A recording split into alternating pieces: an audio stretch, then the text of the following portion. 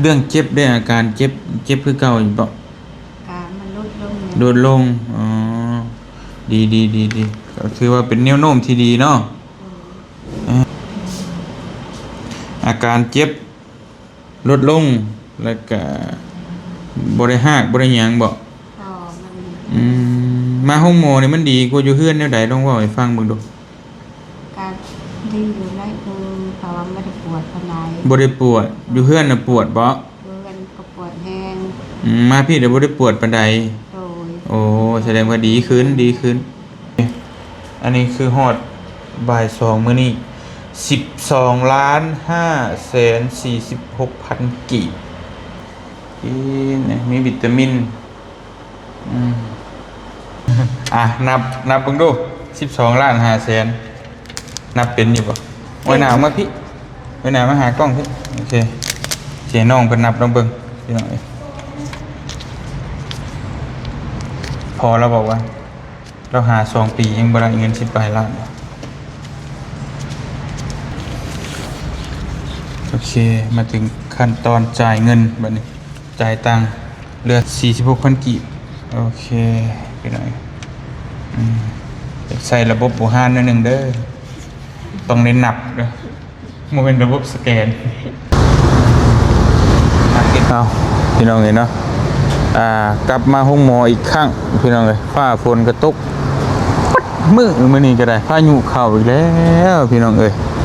กำลังสิเตรียมเครื่องเตรียมของเอาไปแจกไผ่น้ำท่วมอยู่จะสิไปได้หรือบ่ละเนาะเอาคุณก็สึกดึงน้องอยู่ไปเดี๋ยวเข้าไปเยี่ยมทั้งน้องจันก็เป็นอะไรบ่ฮู้พี่น้องเนาะไปเยี่ยมยามถามข่าวเพิ่นก่อนเมื่อคืนนี่มาแล้วหมอเพิ่นก็ว่าบ่อยากอันนั้นปานใดพี่น้องเนาะแต่นักเติบอยู่จ้าสบายดีจ้า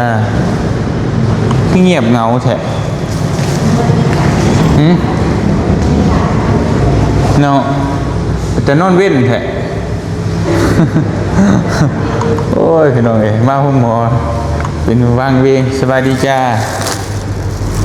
พากันกินข้าวหรอบ่ซื้อนี่มาฝากอันขนมปังคุณหมอจ้าโดยข้าวบกาวโดยบกเอาบ่การกินเด้อโดยไปเดี๋ยวเข้าไปเยี่ยมเบิ่งทางอันผู้ประกอบสวัสดีครับเป็นอะไรเนี่ยตักเข้าไปเบิ่งน้ำกันก็ได้พี่น้องเลย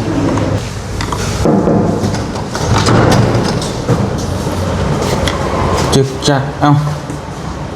ไปใส่เลยน้องจันหายน้องบ่โอ้มันบ่พี่น้องนี่เนาะยังบ่ได้มีใครมาเยี่ยมบ่มันนี่ไผ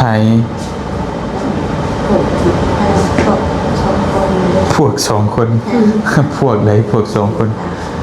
บ่าวนิวกับน้องมิเพื่อให้เพิ่นมาเยี่ยมกินข้าวแล้ว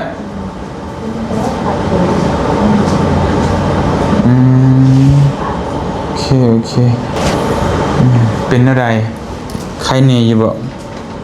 ดูเขาปวดกันเขาในหลอดลมมันปวดเวลาเขาจะกินข้าวกินหมากปวดพอมันชอดเลยเนาะโดย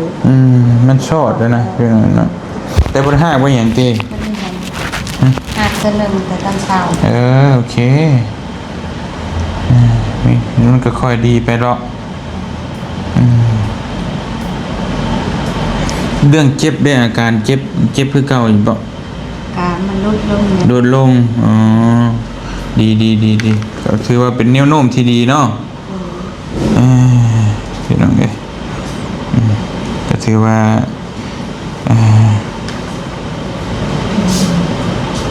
อาการเจ็บลดลง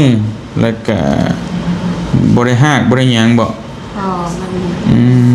มาห้องหมอนี่มันดีกว่าอยู่เฮือนแนวใดลองเว้าให้ฟังเบิ่งดู การดีอยู่ได้เพราะว่าไม่ได้ปวดปานใด บ่ได้ปวดอยู่เฮือนน่ะปวดบ่ เดินก็ปวดแห้ง มาพี่เดี๋ยวบ่ได้ปวดปานใด โดย โอ้แสดงว่าดีขึ้นดีขึ้นก็บ่ได้เจ็บคืออยู่เฮือนปานใดเนาะเป็นจังไดนอนได้นอนหลับอยู่บ่ รับ โอเคดี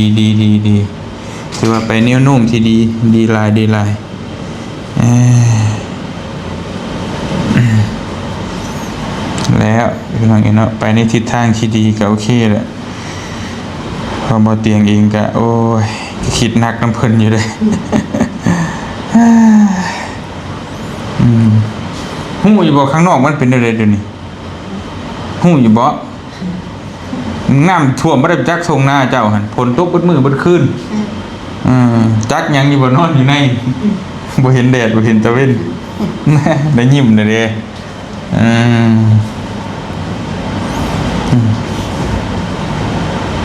ปวดกระตกมันเลยเป็น ดอย กระน้องชายเป็นโทรมาอยู่ในคนโต๊ะใช่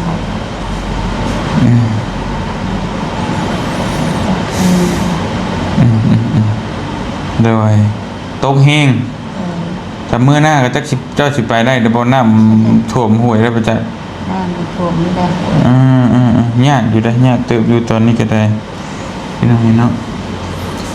เดี๋ยวก็ เท้าโต๊ะขึ้นเดินกระตากเข่าที่ทางตัวท่วมไปหมดเลย เดี๋ยวมาแล้วน้องจันไปซื้อหยังซื้อครับได้คิดว่าผู้ว่าเอาชื่อมาให้เดี๋ยวก็ได้บ่ได้ชื่อมาโอ้ผู้ว่ามาหาบ่ได้ชื่อมาฝากบ่ซั่นน่ะ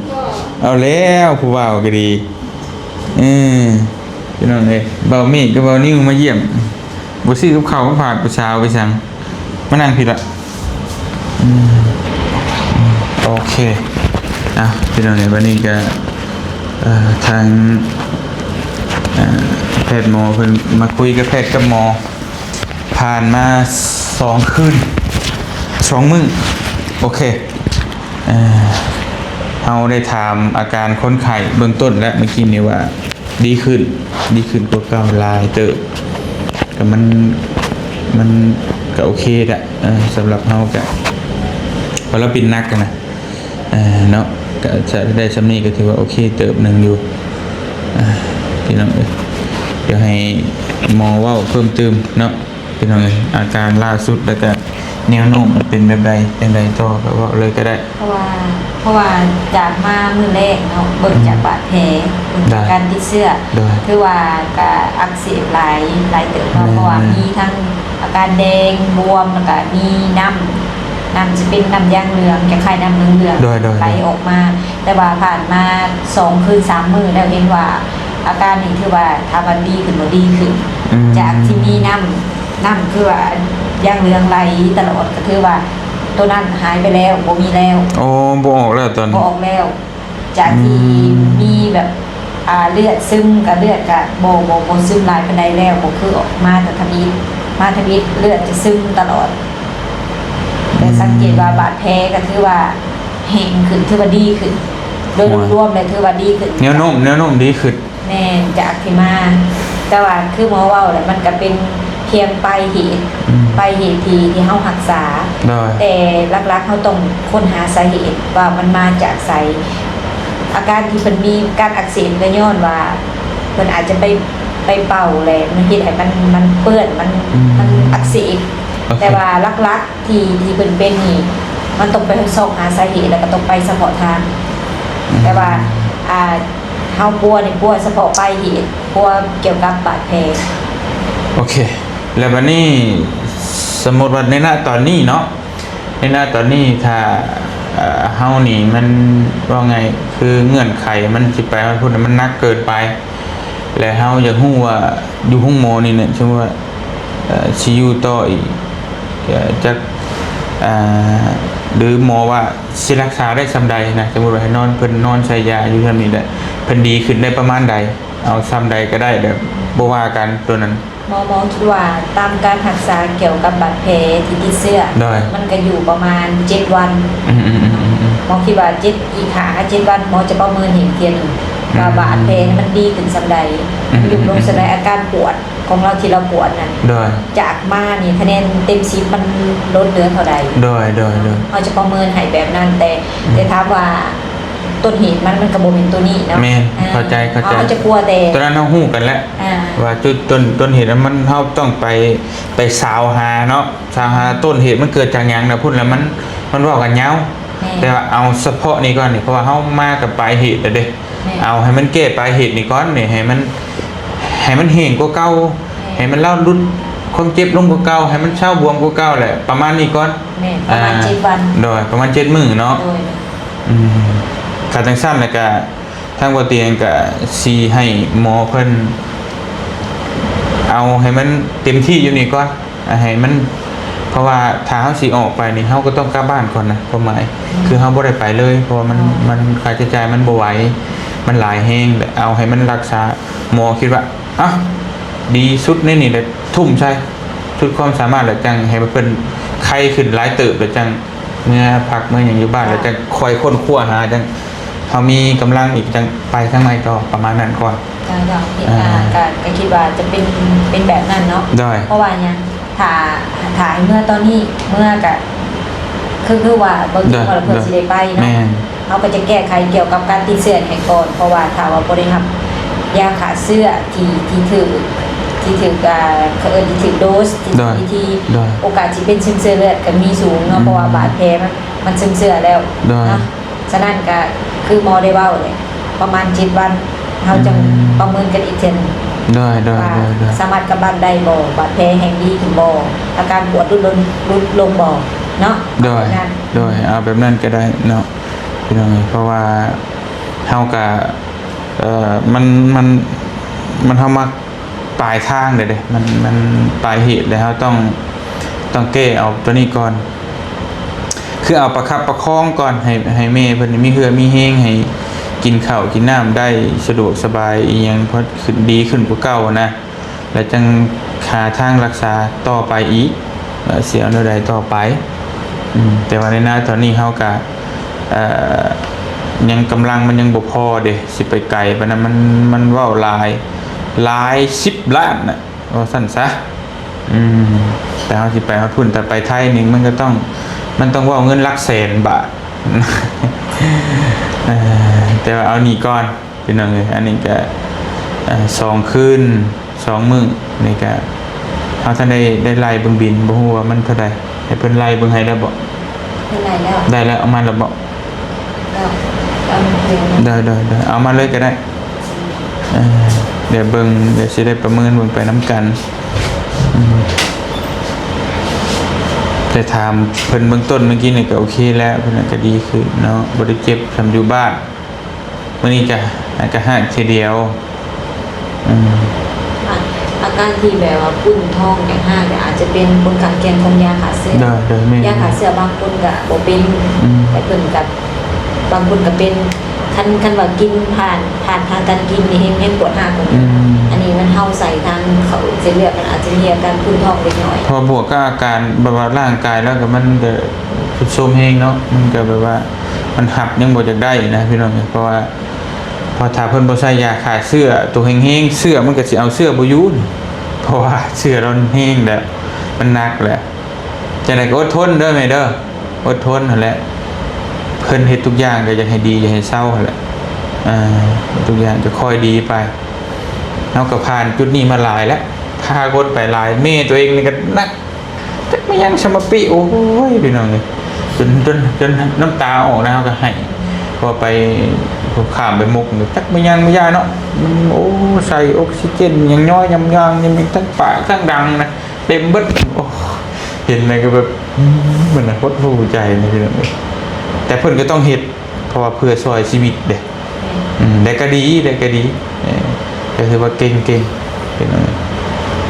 นั่นแหละเป็นวิชาการทางแพทย์ทางหมอเพิ่นต้องจำเป็นต้องเฮ็ดเนาะถ้าบ่เฮ็ดก็บ่ได้โอเคทุกๆวัน เท่าไหร่หรอก ห้องน้ำสองนี่บอกนี่แต่เพิ่นแจ้งออกมามื้อนี้ โอเคเดี๋ยวแป๊บนึงเด้อ มันบ่คือไปที่ว่า เอาโอเคเอาไปบินบ่เป็นหยังบ่เป็นหยังมีแต่ไอ้จ่ายเงินแล้วจะไปปิ้นเอาเนาะไปปิ้นเอาปิ้น ไปบินกันอยู่กับคุณเหมือนเลย เดี๋ยวเพิ่นจะเอาไปบินให้ มีเป็นแจ้งว่าเขาก็ โอเคอันนี้คือฮอดบ่าย2มื้อนี้12,546,000 กีบพี่น้องประมาณนี้เอาจ่ายไปทีละสเต็ปก่อนเดี๋ยวสิได้ฮู้มั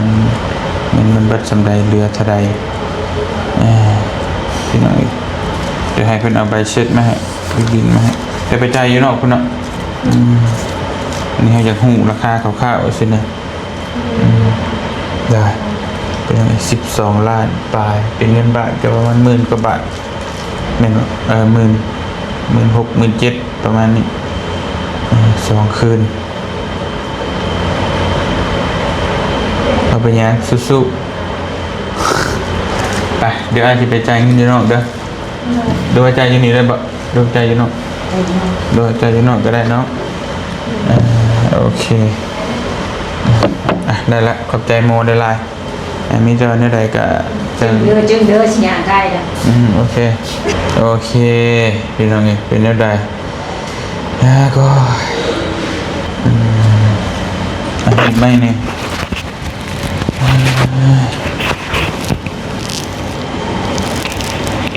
เราเตียงก็ลืมถามน้องเพื่อนเลยซื้อแต่ขนมมาเลย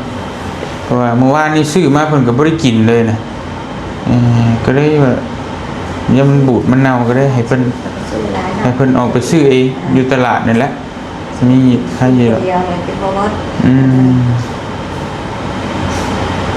ใครอยู่บ่ใครอยู่ที่สลัดคันเวลาเฮากินแล้วก็มันปวดมันขาวนึง เนี่ยมันอะไรเพราะมันนั่นดิ ทางก็ได้กินเนี่ยก็บ่ขาวมันปวดปานใดเพราะว่าสิมันชอบนึงมันกระดูกตรงแรงมันกินแล้วก็ปวดขาว นี่เลยก็สู้ๆกันแล้วเด้อสู้ไปน้ำกันตอนนี้เขาก็อัปเดตอาการล่าสุดของทางเมน้องจันพี่น้องเนาะก็ถือว่าดีเติบแล้วเนาะสบายดีนี่เด้อไม่เด้อสบายดีอีกรอบสบายดีน้องจันอีกรอบหนึ่งยิ้มนี่เป็นยังเศร้าอยู่ดอกแต่ว่าหมอเพิ่นสิเว้าแน่นี่แหละว่ามันเป็นลายเด้เฮาพาไปหลายคนแฮงเด็กหมอเพิ่นจนบ่รับแต่ก็เศร้าแต่ก็หาวิธีรักษาไปหลายแนวเอาเป็นอย่างนี้เนาะมันก็ค่อยดีขึ้นเมื่อสังเกตดูว่าถ้าแผลเจ้าเหี่งไปนี่มันก็สิโอเคอยู่ดอกครับผมจ้าไ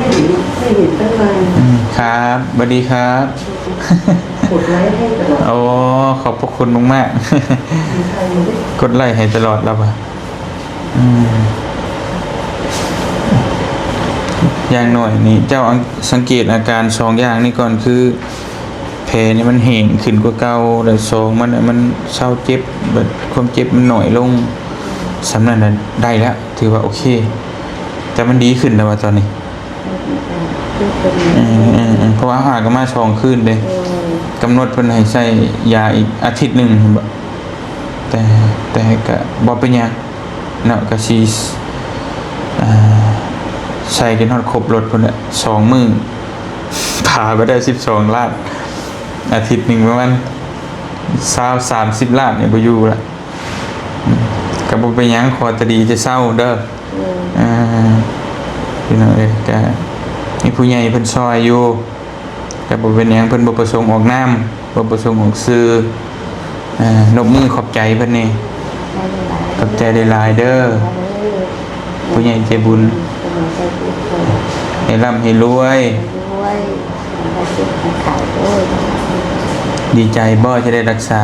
ดีใจ ใจ โดยน้องจันนะขอบใจเพิ่นแน่ ใจเด้อที่ซอยแม่น้องขอให้อยู่ดีมีเฮงโตขึ้นมาร่ำไม่รวย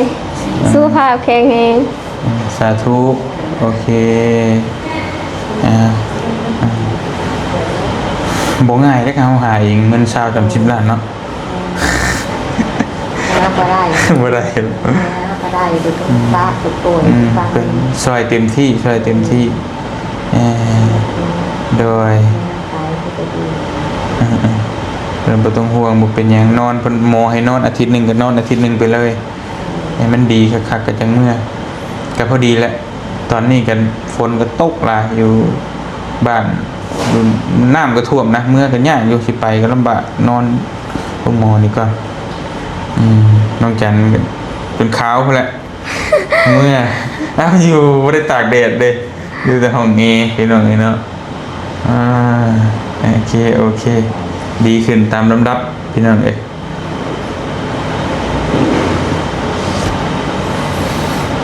ดีแล้วก็ค่อยไปโอ้ยพี่น้องเอ้ยแต่ว่ามาเฮาคุยเมื่อคืนนี่ก็ทางแพทย์หมอเพิ่นก็มื้อนี้ก็คือกันเพิ่นก็ยังแนะนำให้ไปห้องหมอใหญ่ให้ไปห้องหมอใหญ่นั่นน่ะไปตรวจวินิจฉัยเบิ่งที่ว่าสาเหตุที่ว่ามันเป็นหยังมันเกิดจากหยังนะอยากฮู้ตัวนั้นแต่ว่าตอนนี้เฮาก็ยังบ่เข้าว่าสิเอาสาเหตุตัวนั้นนะเฮาเอาให้เราเซาเจ็บก่อนให้แผลมันแห้งขึ้นดีขึ้นกว่าเก่าแล้วจังว่ากันว่าสิพาเราหอบพุ่นหอบพี่หลายก็เมื่อยได้นั่งรถนั่งร่างกายแล้วก็บ่ไหวเลยเอาเราแข็งแรงขึ้นกินข้าวกินน้ำแซ่บก่อนจังว่ากันใหม่เนาะมีเงินมีคำก็จังไปต่อแต่ว่าเอาซ้ำนี้ก่อนเพราะเราไปหลายให้บ่มีเหือมีแฮง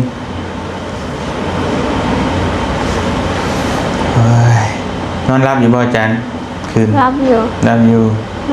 ลื่นเลยเด้เมื่อคืนนี่ก็ตั้งแต่ครับหากตอนเฮามาแล้วก็บ่ได้หากเลยบ่หากตอนเช้าแต่บ่โอเคซั่นเพราะมันเกิดจากยาที่เพิ่นใช้ยาแก้อักเสบเด้เพราะมันบ่คือเฮากินอยู่เฮือนเด้ถ้ากินอยู่เฮือนน่ะมันยังอ่อนแต่มันบ่แพ้มันบ่แพ้โรคอันนี้มันเพิ่นใส่มันแห้งคือสู้มันได้นะสู้กับโรคได้แต่แพ้แล้วก็สิหิ่งค่อยหิ่งไปบัดเมื่อก็เอาให้เพิ่นเอายาให้เมื่อกินอยู่เฮือนอีกแล้วมันค่อยหิ่งเที่ยวมาต่อยาก็เศร้าอยู่ดอกดีดอกแต่ว่าตัวข้างนี่แหละตาข้างนั่นแหละมันก็สิบอดเลยบ่เป็นหยังเนาะขอจะดีจะเศร้าเพราะมันได้บอดได้เห็นอะไรมันมาซ่าพวกพี่น้องกับเอาข้างเดียวแล้วก็บ่เป็นหยัง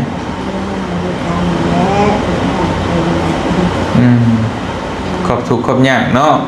แล้วก็บ่มีเงินมีคำมันแหละพี่น้องก็อยากมาอยู่เฮ็ดได้ใด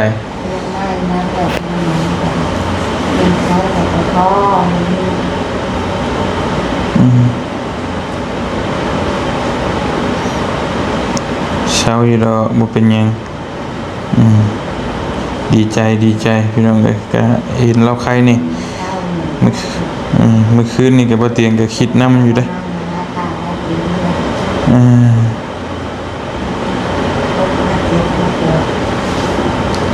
เพราะว่าเราก็หากได้เมื่อคืนโอ้บ่เตียงคิดกินนมได้อยู่บ่ล่ะเอานมมาให้แม่กินได้มั้ยได้มั้ยนมเป็นแพ็คฮะแล้วกินจักหน่อยเพราะมีแฮงตัวนั้นแหละบ่เตียงซื้อมาให้ซื้อนมเป็นแพ็คนะเอามาเอาให้แม่กินอยู่ต่อ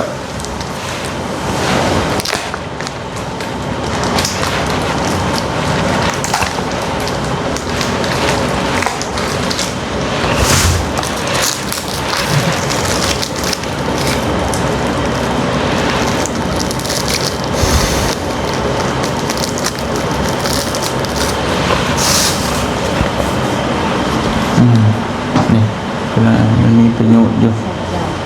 ใส่จอก ฮะ ใส่จอกกินดูดไม่ได้ ดูดบ่ได้ใช้จอบก็ได้ใช้จอบ เอาเด้อ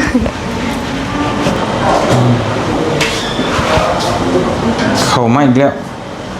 เข้ายังไงนี่บ่เนาะ เป็นสิ่งไกลเขา บ่แม่นเข้ายังวะ เขาคนไทย เข้าใจอยู่เข้าคนไข้เข้าเล้งบ่ เมน อ๋อโอเคคือมาตะเว้นแท้เห็นว่าก็ดียังบ่อยากกินเขาห้องน้ แล้วเพิ่นกินข้าวบ่กินข้าวเลยบ่ ำ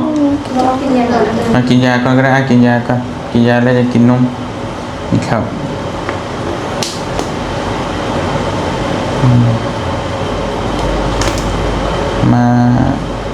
มาช้าหน่อยนึงมันก็ยากใส่เวลานี่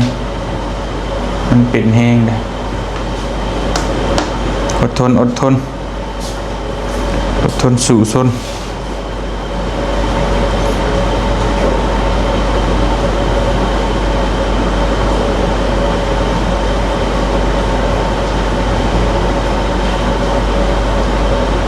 ส่วนนี้เป็นยาอาหารหลังจากกินเขาประมาณ15-30 นาทีเป็นยา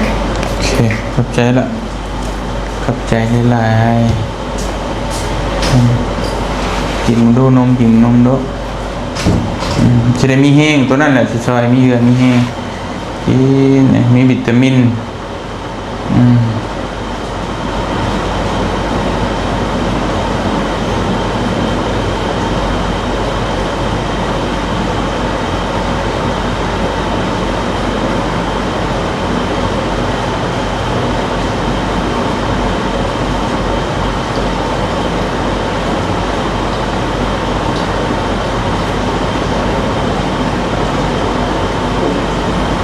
โอ้กินเบิดเก่งลาย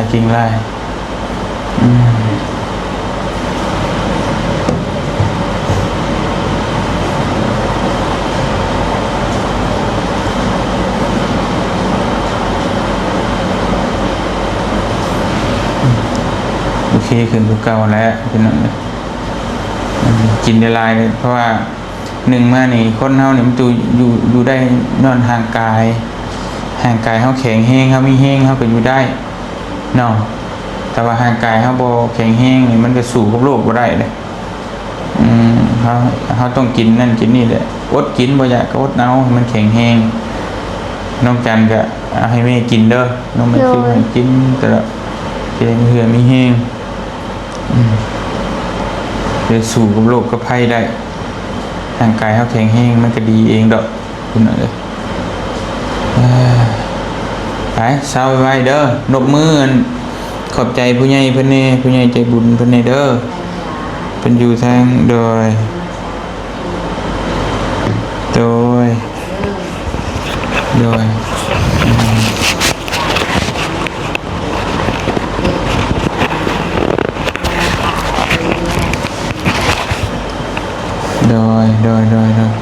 เป็นมาดนเลยเนาะมีทางไปทางสู่มีเงินมีทางแล้ว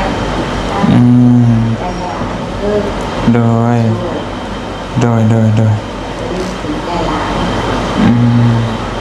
โอเคไปจ่ายเงินจ้ะเอ้าสบายดีจ้าฮะกำลังกินบ่กินให้เบิ่งในแม่คนซื้อมาให้สิได้มีกำลังใจเด้โอ้เจ้ากินมาแต่ซื้อมาให้กินแซ่บแล้วมันก็มีกำลังใจเนาะเจ้าซื้อมาให้กินแซ่บเลยเป็นบ่คือปากหวานใช่ป่ะ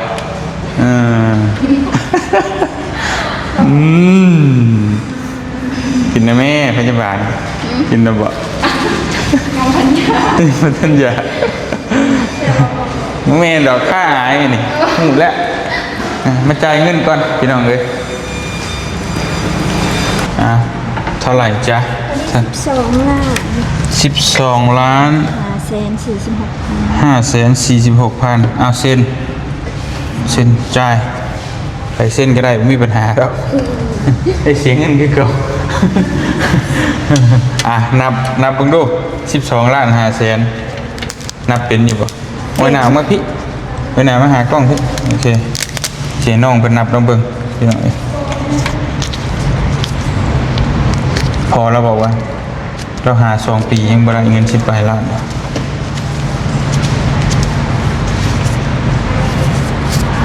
แกนอย่างออกก่อนโอเคอันนี้เนี่ย10 ล้านเด้นับเบิ่ง10เนี่ยแล้วก็เอาให้เป็นแล้วก็เอาให้นับดีๆดิบ่เคยจับเงินหลายได้สั้นเลย2 ล้านเท่าไหร่546,000ให้ไปได้555,000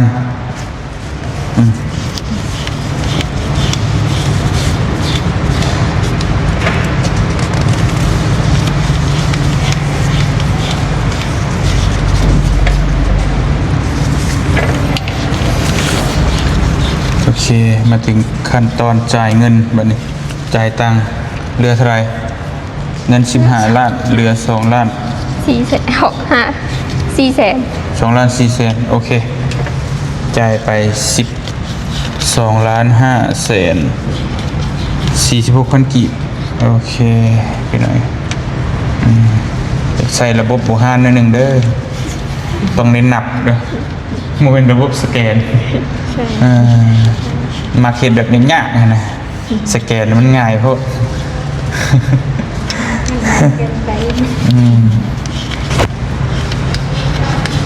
จ่ายเงินให้เมค่ารักษาเมน้องจัน2 คืนเป็นอะไร2 คืนหรือ2ป่ะจ๊ะ2 คืนนะตกอยู่คืนละประมาณ6 ล้านไป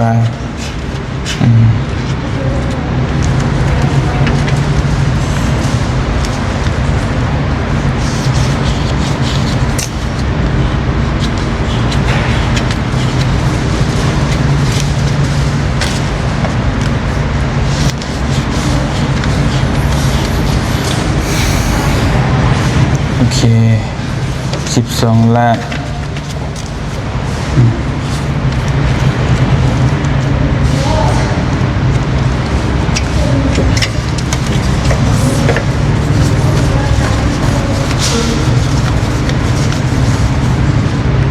ขอบบ่เป็นยังครับบ่เป็นยังดำ1,000นั่นแหละพี่น้องเอ้ยขอบใจเด้อขอบคุณครับขอบคุณหลายๆใช่นกมือกับนกดีๆตัวไหนนกงาม ขอบใจเด้อโอเคบิดเบี้ยวอยู่เคินยังกระโดดกระเดี่ยแต่เคินกล้องบ่ได้ว่าจะหมอพยาบาลอะไรพี่น้องเคินไปเลยใครก็ได้โอเคเรียบร้อยเนาะโดยขอบใจเด้อขอบคุณครับโอเคเรียบร้อยเนาะจ่ายไปแล้วเอาบินมาเบิ่งดูเนาะ12 ล้านปลายเป็นทางนี้เนาะโอเคจับ12 ล้าน5 แสน46,000 กีบผ่านไป2 คืนเป็นทางนี้เนาะสำหรับค่ารักษามีน้องจันทางบ่อเตียงได้คุยกับแพทย์หมอเพิ่นว่าให้รักษาอีกประมาณอาทิตย์หนึ่งเดี๋ยวลองเบิ่งถ้าว่าในใดก็จังว่ากันลองเบิ่งอาทิตย์หนึ่งแล้วก็จังว่ากันอีกเทื่อพี่น้องเนาะประมาณสักอีก4 มื้อ5 มื้อแล้วก็จะได้ออกให้มันเห็งๆคักก่อนโอเคมีแต่ให้น้องลบมือขอบใจเพิ่นเอาวางลงก่อนมาผิดวางลงก่อนโอเคขอบใจเอาดีเอางามๆ1 2 3ก็เลยเดี๋ยวหัวที่ตั้งใจที่ขอบใจเด้อว่ารถไอทีบ่สวยเนาะแม่น้องคอยสุขภาพแข็งแรงอายุมันคนยืนโอเคโอเคพี่น้องมีใจว่านั่นน้องเก็บไว้ก็ได้ก็ได้ไว้ใช้จ่ายอีกไว้ซื้อกินซื้อยาน้องอยากยังก็ได้ไปซื้อแล้วเก็บไว้ให้ละเดี๋ยวบัดมีรายจ่ายอีกจังว่ากันเดี๋ยวจังมาตื่มใหม่พี่น้อง สู่เด้อน้องเด้อ โดย สู่เพื่อแม่และให้แม่ดีให้แม่เศร้าเฮ็ดได้น้องเพิ่นก็อยากอายกล้องไงบ่เคยเข้ากล้องเดี๋ยวไงไปใส่ไปเบิ่งแม่ต่อได้กันจังได๋ก็สบายดี FC ป้า ส ลุ วัส ง ดี นี่ เด้อ โอเคไปบ่เตียงก็สิขอตัวเดินทางก่อนพี่น้องเห็นเนาะพอดีไปเวียกต่อมาเยี่ยมมายามเพิ่นก็น้ำก็ท่วมช่วงนี้ก็จักสิไปซอยไฟน้ำท่วมนี่จักสิซอยหยังแน่พี่น้องเอ้ยว่ากันไปจังได๋ก็ขอบคุณขอบคุณทุกคนหลายๆ FC ผู้ใหญ่ใจบุญเนาะอยู่ทางแข่งโบแก้วเพิ่นก็ซอยมามุกขอบใจหลายๆให้ร่ำๆรวยๆเด้อเจ้าสวยมาจำใดก็ให้รวยกว่าเก่าเนาะมุกขอบใจหลายๆมีคำสิเว้าพี่น้องเอ้ยใจดีแฮงเพิ่นก็ได้เบิด10 ปลายล้านแหละ2 คืนไปบ๊ายบายเบิดจุกจุกคนพี่น้องเอ้ย